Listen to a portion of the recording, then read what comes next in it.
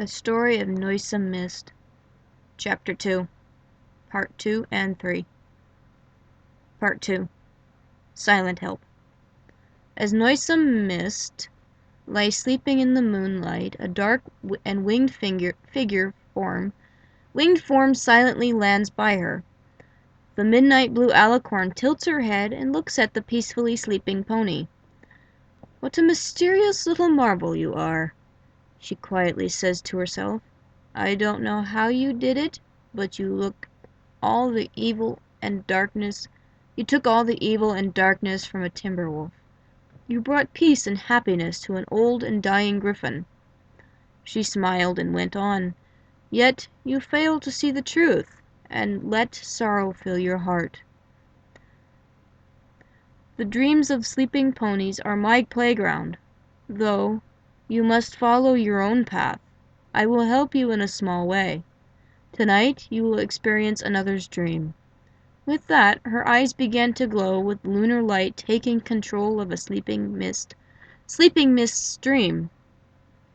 In Mist's dream, she lost all awareness of herself and became the thoughts and actions of another.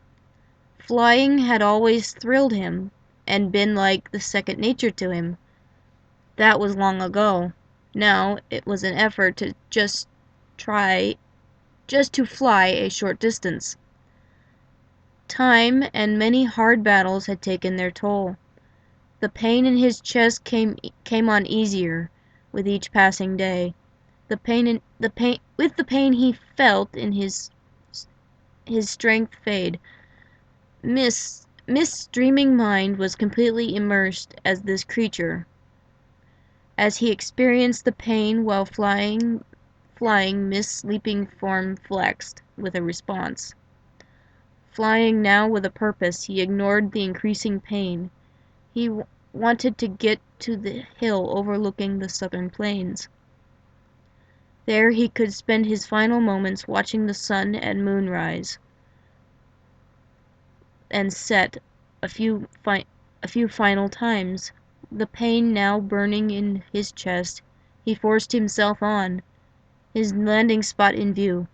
He glides in for a hard landing, claws and talons extended, and collapsed on the soft grass. His chest burned, his breath came in ragged pants. He could not rise again from the spot. Thinking now his only pursuit, and what he thought was how alone he was and wished for someone there to comfort him.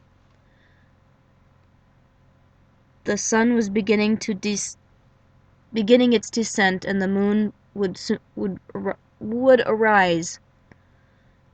Lonely and now slightly afraid, he waited for the end and wished for company. The midnight blue alicorn watched as tears began to form along Mist's closed and sleeping eyes. The alicorn's eyes glowed with the luminescence of the moon itself as she smiled and said, "Now you are seeing the truth. You can let your sorrow go." Still trapped in another's dream, Mist began to breathe harder, her sleeping body reacting to the images and stress of comprehension. He watched the sun set and the moon rise in a clear sky. He was breathing long and slow, pacing himself as a weariness crept over him. Still his wish echoed in his thoughts, not to be alone. Hearing a noise, he looked up in time to see a strange misty white pony tinged with blue top the hill, and step into the clearing. Spotting him, she froze and said out loud, "Do I run or approach?" All of a sudden the dream began to unravel. Mist realized he was Simon, and was filled with joy to be looking at herself. The ground gave way as Mist fell into darkness. The dream ending, her mind returning to consciousness herself, her body scrambling awake, she opened her eyes and cried out loudly, "Simon!" Awake and sitting upright, she panted, her breath coming in and going out in quick puffs, tears of joy running freely, a warm feeling in her heart. She breathlessly said, "Simon, I did not kill you. I made you happy in your final moments. How could I not realize that? You even told me so. I just didn't understand. Tomorrow? Tomorrow? Tomorrow, go and find your friends." That's why you said that way. Said that way. You knew you wouldn't be going with me.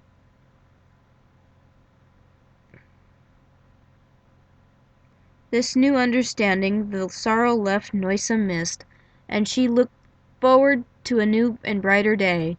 Tomorrow, yes. Simon's strength was still with her, but it was no longer a burden of sorrow to bear. It was now a memory of happiness to cherish. With warm and blissful thoughts, she settles back down and falls into a peaceful, dreamless sleep.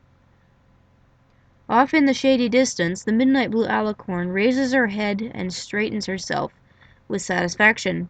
Speaking to herself in a congratulatory manner, she says, "We will meet face to face some day, Noisome Mist. You are a special little pony. I must learn more about you. I could not do that with you mired in sorrow that was unfounded." Once Mist was asleep again, the alicorn returns to her side. She reaches down using her spiraled horn, scratches something into the turf, spreads her wings and flies off into the moonlight. Part 3. A Falling Pony. Mist awoke before the sunrise, wanting to watch it ascend. This was a new dawn for her. Gone was the hollow ache of a broken heart, replaced with the fluttering, ticklish feel of joy. Joy that she had not caused Simon's death. Joy that she was his wish come true, to be comforted and not alone as he passed. He even had said as much. She just did not understand his words at the time. The dream had put all the pieces of the puzzle in the right places. She realized she was bearing a misplaced sorrow. Now it was gone. She lay there awaiting the sunrise. The sky getting lighter, her thoughts went back to the pool and the glade, to that wolfish monster and what had happened. She could still feel Simon's strength in her, but whatever she had gained from that wolf monster was now gone. That power had come fast and hard. In an instant of euphoric rush, it had exploded within her. She could discern a distinctly different feel between the two types of energy transferring processes. The one from Simon, a good creature, had been a slow, light, and pleasant tingle with warmth and familiarity. The one from the wolf monster came all at once in an almost overwhelming euphoric rush, slightly crackling along every muscle and bone in her body, then exploding into a warm life energy. It hadn't lasted, though. In the span of half an afternoon, it was gone, somehow drained away. I don't know what happened, but the monster was definitely changed, she now thought out loud. I must be careful around other creatures while I'm not solid. I wish I could understand what I am. The sun broke the eastern horizon. Mist's solid form faded away, and in the new light of a fresh day, she noticed hoof prints in the ground beside her. Hoof prints that were not her own. Her ears snapped forward, and she realized some pony was here last night. The prints indicated a pony had stood watching her while she slept, while she dreamed. She rose and backtracked the prints. They had started at the edge of the clearing and went a few paces to stand by her. Some pony was here watching me. Then her statement clicked in her mind. Some pony! She said excitedly, realizing she must be closer to other ponies. The prints were strange, though. They had started and ended. Where did they come from? Where did they go? She said, and added, why did they go? Were they afraid of me? Then she looked down where she had been sleeping and noticed an arrow scratched into the turf.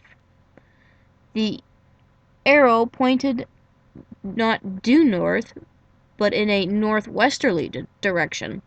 Looking off in that direction, she saw that end of the valley that had hills that were lower and rounder. She was puzzled. Simon had said to find Ponyville go north, yet there was a message left by some pony indicating northwest. Well, I am looking for other ponies, and some mysterious pony has left me a message, so I guess I'll follow the way the arrow points, she said, looking with excitement and just a little bit of mirth. Well, they left an arrow for me to follow, so they can't be afraid of me, she mused out loud as she left the ridge heading for the northwest end of the valley below. Most of the day was gone by the time Miss climbed the low hill at the northwest end of the valley. Reaching the summit and crossing it, she beheld a more open and welcoming vista. There were large areas of open grassy spaces, broken here and there by small islands of tall trees. The forest was breaking away to a more open and varied land. What a marvelous place, she said. Then she saw him, a slate-gray pony with red and black two-tone mane and tail. He was a little larger than her, but not by much, with a stronger build. It looked like he was carrying something on his back. She could not tell what. He was in the clearing at the bottom of the hill. Mist watched him intently, filled with a mix of excitement at finding her first pony and trepidation on being unsure what to do. My first pony, she said. I wonder if he was the one with me last night. The one that left the arrow pointing this way. Her dialogue with herself stopped short, as this pony spread a set of wings, commenced a gallop, and became airborne. What? Miss said in odd tone. A flying pony! Her eyes wide in amazement. That explains the tracks. He just flew in, landed walking a few steps to stand by me. Her thoughts answered some questions, but created many more. She decided to watch him. He would not see her in the open sunlight, being faded to a hazy image of herself. As she watched, he flew in gentle arcs and sweeping turns, keeping relatively close to the ground. As she continued watching, he made a pattern of flight using stands of trees as turning points, gradually picking up speed. He would head for one group of trees, getting close, he would give a few powerful strokes of his wings, bank one way, and turn, missing them, heading for the next group of trees. Mist was thrilled to watch him. She felt her own heart flying with him. It was clear to her that he was having fun. She watched with joy, this flying pony wishing to meet him, yet concerned she might harm him accidentally.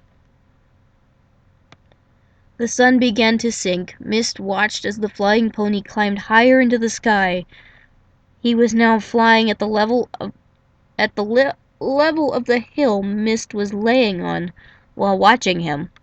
As he made a closer pass to her position, she noticed something else about him. He had a single spiraled horn glowing from his head. Well, flying pony, it seems you are armed as well. Wings and horn. What kind of pony are you? I'll keep that pointed horn in mind should we meet, she quietly mused. His turns now became faster and tighter. He took advantage of diving to build speed. Mist still followed his every move with wonder. He now climbed high above her and commenced a steep dive that brought him blazing down directly above her. Racing down at her, he flared his wings, changing his dive to follow the hill down slope. Mist was thrilled. She felt a blast of air from his wings, heard the wind whistling through his mane and tail. He headed downhill toward a stand of trees at the bottom, going faster than Mist had seen him go yet. Just before the trees at the bottom, just before getting to the trees, he rolled his body a quarter turn and flapped his wings wide to break his speed and make a sharp turn. Mist heard a loud snap. The flying pony now tumbled out of control, one wing trailing along his side, broken.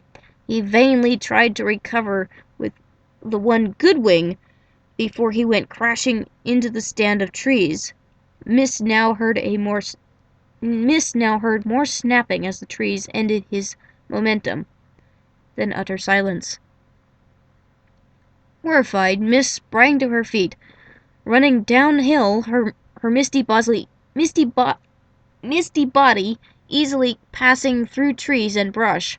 She did not know how she could help, but she could at least try, hoping with all her heart he had survived the fall.